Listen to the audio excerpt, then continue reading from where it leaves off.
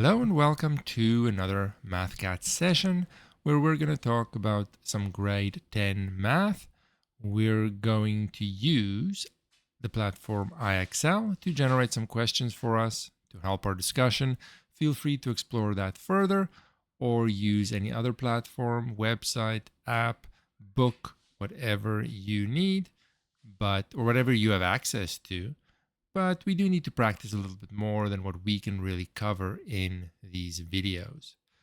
We're going to talk about logic, assuming you understand truth tables and basic statements, truth values, conditional statements, negations. All those things come first. Let's talk about different types of conditional statements and their connections to each other. If I have something like this is my given statement here, where the cursor is. If Louis is not thirsty, then he is not going to drink grape juice. And I have variations. First of all, I just want to notice that these are variations of this statement. They're connected to it in some way, perhaps, but they're not the exact same statement. And if one is true, the others may or may not be true. So again, the given statement is, if Louis is not thirsty, he's not going to drink grape juice. Notice the variations. If Louis is not going to drink grape juice, then he is not thirsty. So the two are flipped around. The two pieces here, the if and the then piece, are flipped around. Second variation, if Louis is thirsty, then he's going to drink grape juice. So the order of the pieces are the same, but the pieces are negations of the originals, respectively. And last one, if Louis is going to drink grape juice, then he is thirsty. So now the pieces are flipped as well as negated. So you see there's quite a few variations here. Let's try and make sense of that before we get back to that specific example. So in general, I have my statement. And we're going to break it up into sort of a template. If P, then Q. So I can have many different statements inserted for P. For example, let's suppose I have an example statement. If I studied, let's suppose I'm studying for a test. If I studied for a test, then I score. Now I'm not worried too much about the tenses here. So let's change all of it to present tense. And depending on my view or the story, the tenses might change, right? If I study for a test, I will score high, let's say. I get a high score. Or let's make it simpler. Let's say I will pass the test. I pass the test. Let's suppose that's our example. Now, this may or may not be true, right? We're not saying the statement is true. Could be true, and in other situations, might not be true, right? Someone could study for the test, and they might pass the test. Someone else could study for the test and not pass the test. We don't know if it's true or not. But there are connected statements to this. First of all, I'm going to look at the contrapositive statement. I think there's a dash there. I'll put a dash there now. Contrapositive. That says if not Q, the negation of whatever Q is, then not P. And of course, if you don't know what that tilde is, if you don't know negation, of course, we're building on all of that, right? So the key here is that let's assume that actually, I'm going to go different color here. Let's assume that the given statement is true, that it is absolute true, that if I study for a test, I will pass the test. Let's just take that as fact and evaluate the contrapositive. Is it true or false if I say, if I didn't pass the test, and I'll change the tenses as I feel comfortable to make the sentences sound better. If I didn't pass the test, then I didn't study. That is also true. Because I'm taking the statement as fact. Because if I studied, I will pass the test. So if I didn't pass the test, I could not have studied. Because studying directly implies and leads to passing the test. So the statement and the contrapositive are equivalent in that if one of them is true, the other one is true as well. If one of them is false, the other one is false as well. They are equivalent, different ways of phrasing the same information. Okay. But we have others as well. We have the, let's go with the inverse. They're all coming from the given statement. The inverse says, if not P, then not Q. Now remember, these could sometimes be true, sometimes not. It depends on the situation. So let's have a look at let's just get rid of this and get rid of this. Maybe go yellow here. Let's look at the statement versus the inverse. If the statement is true, let's take it as a fact, that if I study for a test, I will pass the test. What does the inverse statement say? Inverse statement says, if I don't study for the test, then I will not pass the test. Now, many people think too quickly about these and think, well, that sounds right. Yeah, it must be true as well. But it's not necessarily true. Not necessarily true. True or false, I don't know. All I know is that if I study for the test, I will pass. There's no information that if I don't study for the test, what will happen? If I don't study for the test, I could get lucky, randomly guessing multiple choice questions, and I may pass. Or I may not pass. Depends on the test, depends on myself, depends on many things. I cannot conclude that the inverse is necessarily true in general, right? This is just an example, based on the truth of the original statement. Could be anything.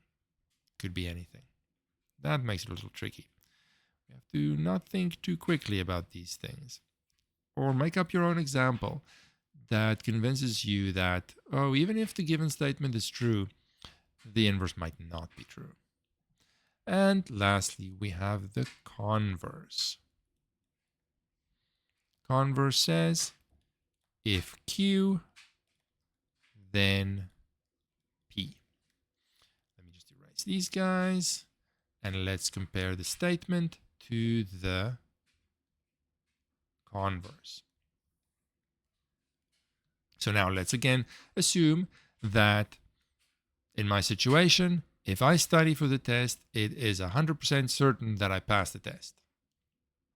And let's see, what is the converse? Is the converse necessarily true or false? Or could it be either? What does the converse say? The converse says, if I pass the test, then I studied. That's not necessarily true. I passed the test, and I may have studied, or I may not. the statement, and I have to sometimes slow down and think really carefully about these things, especially when they're new. The statement says only what it says. If I study, I'll get the result of passing. If it turns out afterwards I passed the test, it doesn't mean that result came from studying. Studying guarantees the passing result, but I could have passed in just with blind luck. Randomly guessing multiple choice questions can still result in a pass. So knowing that I passed doesn't imply that I studied. It could be true or false. So let's look at the connections here in the pattern from the statement to all the other variations. Statement, if P then Q. Contrapositive, flip them both, flip them to their negation. Inverse, keeps the P first and the Q, but negation both. Converse, flips the P and the Q in the original statement and nothing else. Notice here that the converse is the contrapositive of the inverse. Now again, if you have to stare at that for 5-10 minutes, that's okay. These things are sometimes a little hard to get on top of. What do I do to make a contrapositive statement? Well, if this is my given statement, let's make it yellow. If this is my statement I'm working from and I make the contrapositive, then I flip them and do the negation of each. That's exactly the converse. So these two are equivalent. Sometimes if I don't have a nice example, and I encourage you to make your own, it's not always obvious because in some cases, the statement and the inverse could be true. It depends on the statement. In some cases, it won't be. So if I don't have a good example, it sometimes feels as if all these things are the same. But it's just my example that might be a little bit too convenient. In general, regardless of what P and what Q is, statement and contrapositive will always be the same truth value. Inverse and converse will always have the same truth value. All right, that might have been a lot. Let's see if we can make sense of this. So now I have if Louis is not thirsty. I know it's not, unfortunately, but that's going to be my P. He's not going to drink grape juice will be my Q. So if P, then Q, given statement. Doesn't matter if they happen to have certain words in them. It's irrelevant. We want to know what is the converse. Converse is if Q, then P. That is the converse. So now I simply have to see which one lines up with that. So it's the phrasing's the same, the statements are the same, but they're flipped around. So I'm looking for one that starts with not going to drink grape juice. Well, they help me when it's multiple choice, and that is only the first one as that start. But double check that the second part is in fact P exactly. So I can cheat a little bit and sidestep a complete understanding because there's not another option that starts like that, but don't fall for that. Don't fall for that. We got it. Let's do another one. Here's my statement. Herman's going to eat peas. That's my P. He's hungry. That's my Q. If P, then Q. I'm looking for the inverse. Remember the inverse? And perhaps there's a little bit of memorization needed in the beginning as I'm getting on top of these things. It's okay. It's okay. They get better the more I use them. If not P, then not Q. Inverse. So now I'm looking for one that starts with Herman not going to eat peas. Not the first one, not the second one, but the last one. Now there's only one choice, so it has to be that one, but do check the not Q is right there. So we'll select that one, and boom, brilliant. Oh, thank you. All right, so it's just a matter of thinking, looking at it, using it, and it does get easier as you go. So I encourage you to pause, think about the given statement. What is P? What is Q? What are they asking for? This time they're asking for the contrapositive, and see if you can figure out option 1, 2, or 3, which one is the contrapositive of this given statement. We will end it there. Let me know in the comments which one you think is the answer, and we will talk again soon.